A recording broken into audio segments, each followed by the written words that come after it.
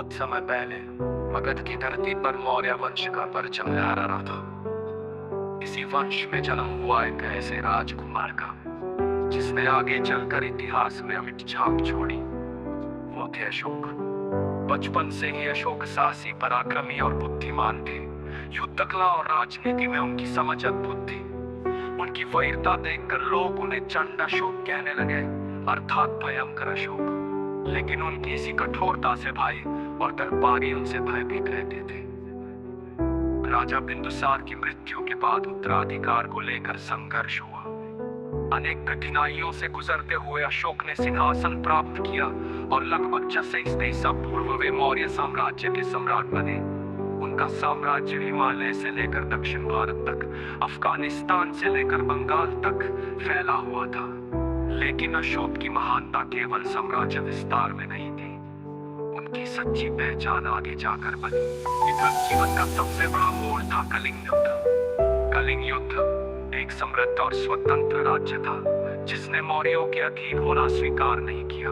अशोक ने उसे जीतने के लिए विशाल सेना के साथ आक्रमण किया। युद्ध भयानक और भीषण था। अशोक की सेना ने विजय तो पा ली, लेकिन युद्ध भूमि का दृश्य देखकर सम्राट का हृदय कांप उठा।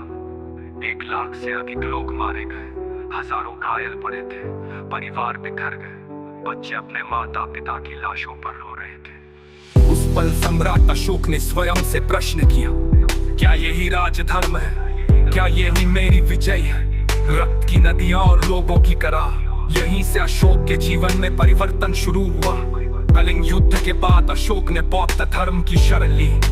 उन्होंने धम्म का मार्ग अपनाया, दया, करुणा और अहिंसा का मार्ग। उन्होंने घोषणा की, अब और कोई युद्ध नहीं होगा, सभी प्राणियों की रक्षा होगी, मनुष्य और पशु दोनों की।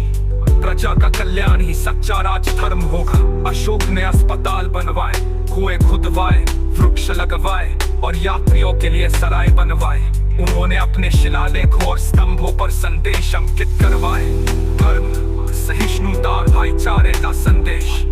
उन्होंने बौद्ध भिक्षुओं और दूतों को श्रीलंका, नेपाल, मध्य एशिया और यूनान तक भेजा। इस प्रकार बौद्ध धर्म और शांति का संदेश पूरे विश्व में फैला। अपने अंतिम वर्षों में अशोक को लोग एक विजेता नहीं बल्कि ऋषियों का सम्राट मानने लगे। आज भी भारत के राष्ट्रीय प्रतीक में अशोक का सिंह स्तंभ गूंजता है। उनका धर्म चक्र हमारे तिरंगे के मध्य में घूमता है, ये बताने के लिए कि जीवन का सार न्याय, शांति और प्रगति है। सम्राट अशोक की कहानी हमें ये सिखाती है कि सच्ची महानता तलवार से नहीं बल्कि करुणा, परिवर्तन और मानवता की सेवा से प्राप्त होती है। ये बताने के लिए कि जीवन का सार न्याय, शांति और प्रगति है।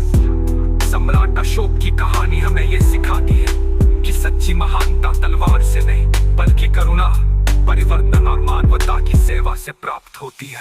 युद्ध भयानक और भीषण था।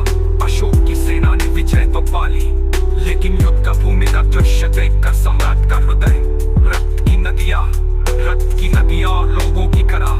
यहीं से अशोक के जीवन में परिवर्तन शुरू हुआ।